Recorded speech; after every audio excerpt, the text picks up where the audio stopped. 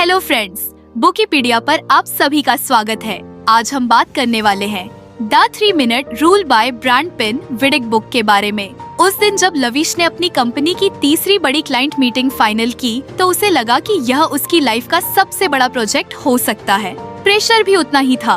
Company का future इस presentation पर डिपेंड कर रहा था, लेकिन लविश का दिमाग स्कैटर था। हर बार वह अपनी पिच को रिफाइन करने की कोशिश करता, लेकिन जितना सिंपलीफाई करता उतने ही डिटेल्स उसमें जुड़ते जाते। रात को थकान और फ्रस्ट्रेशन के बीच वह अपने छोटे से स्टडी टेबल पर बैठा कॉफी पी रहा था। जब उसकी नजर किताबों के ढेर पर गई, वहीं से एक किताब खिसककर नीचे गिर गई। द 3 मिनट रूल से less to get more from any pitch and presentation. उसने किताब उठाई और कैजुअली पेजेस पलटने लगा। Priority is simplicity over detail. उसने पहले चैप्टर का टाइटल पढ़ा। लविश मुस्कुराया। परफेक्ट, यही तो चाहिए। उसने किताब पढ़ना शुरू किया। Cut and necessary complexity. उसने खुद से पढ़ा और 2 सेकंड रुक गया। उसने सोचा, यार ये तो मेरे पूरे प्रेजेंटेशन की प्रॉब्लम है। हर बार मैं एक्स्ट्रा डिटेल्स में चला जाता हूँ जो जरूरी नहीं है।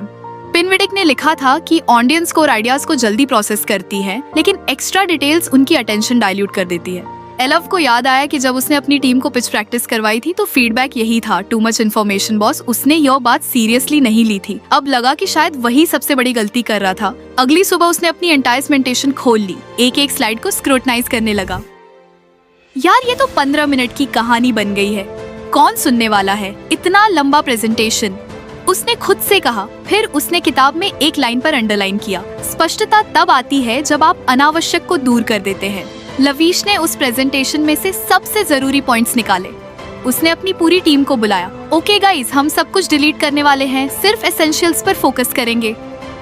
टीम के कुछ लोग शॉक में थे, लेकिन सर क्लाइंट को ये डिटेल्स जाननी जरूरी लगेंगी ना? एक ने पूछा। लविश मुस्कुराया और बोला, अगर मैं खुद बोर्ड हो रहा हूँ यह प्रेजेंटेशन सुनकर, तो क्लाइंट का क्या होगा? Trust me. सिंपलिसिटी। इसकी धीरे धीरे प्रेजेंटेशन का स्ट्रक्चर चेंज होने लगा। जो पहले 100 पॉइंट्स थे वह अब सिर्फ 25 पर आ गए। टीम के हर मेंबर से उसने एक ही सवाल पूछा। अगर क्लाइंट को सिर्फ 3 मिनट्स में संगीत कन्विंसिंग हो गए, लेकिन लविश को पता था कि यही पॉइंट था, कट द क्लट। 2 दिन बाद जब फाइनल प्रैक्टिस के लिए टीम बैठी तो लविश ने देखा कि हर स्लाइड कंसी थी, हर पॉइंट क्रिस्प और इम्पैक्टफुल था। उसने सेल्फ सेटिस्फेक्शन से लैपटॉप बंद किया और खुद से कहा, यह है यह। क्लाइमैक्स की तरह मीटिंग का दिन भी आया। क्लाइंट की बोर्डरूम में सब टेंशन में थे। लविश ने काल्म रहते हुए प्रेजेंटेशन शुरू की। सिर्फ 3 मिनट्स में उसने पूरी बात एक्सप्लेन कर दी। बोर्ड में बैठे लोग इम्प्रेस्ड दिख रहे थे। मीटिंग के बाद क्लाइंट ने कहा, I appreciate how direct and simple your pitch was usually presentations are overloaded but this was refreshing. Lavish internally खुश था। उसने सीखा कि सिंपलिसिटी की पावर क्या होती है। उसने अपनी डायरी में लिखा, the audience doesn't need oil the details, the need the essence. उसके बाद लविश ने उस किताब का अगला चैप्टर खोल लिया। उसने मन ही मन सोचा, अभी तो जर्नी शुरू हुई है, let's see what's next. Lavish उस शाम ऑफिस में कुछ रिलैक्स्ड महसूस कर रहा था। पिच सक्सेस के बाद उसके कॉन्फिडेंस में नोटिसेबल बूस्ट आया था, लेकिन साथ ही उसे लगा कि इम्प्रूवमेंट की जर्नी अभी बाकी थी। उसने द 3 मिनट रूल की किताब को दोबारा उठाया और अगले चैप्टर पर चला गया।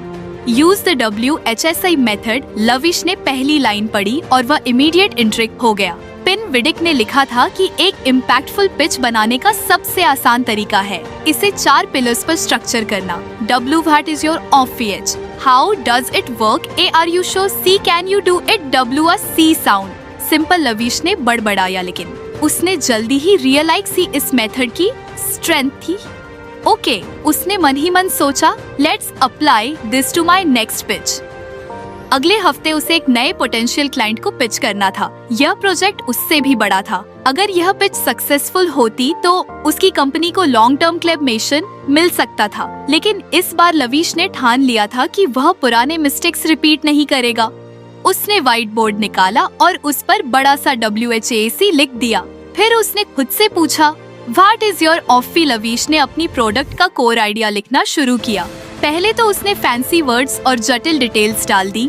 फिर किताब की एक लाइन याद आई, if you can't explain it simply you don't understand it well. उसने अपनी ऑफी को बॉयल डाउन किया। हम एड्राइन कस्टमर सपोर्ट सॉल्यूशंस प्रदान करते हैं जो रिस्पांस टाइम को कम करने और ग्राहक संतुष्टि को बढ़ाने में मदद करते हैं। परफेक्ट। उसने सोचा प्रोडक्ट का पर्पस क्रिस्टल क्लियर था। अगला सवाल था हाउ डज इट वर्क। यहाँ कुछ चैलेंजिंग था। लवीश को टेक्निकल डिटेल समझाने की आदत थी, लेकिन इस बार उसने अपनी टीम के टेक्निकल हेड से बात की। अगर 3 सेंटेंसेस में समझाना हो तो इस प्रोडक्ट को कैसे एक्सप्लेन करोगे?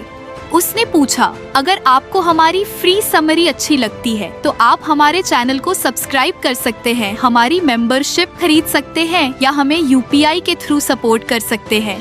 अब समरी पर वापस चलते हैं। कुछ ब्रेनस्टॉर्मिंग के बाद टीम ने जवाब दिया DI स्कैन करता है, ग्राहक के प्रश्न उन्हें श्रेणीबद्ध करता है और स्वचालित संदर्भ तक सटीक प्रतिक्रियाएं पाए।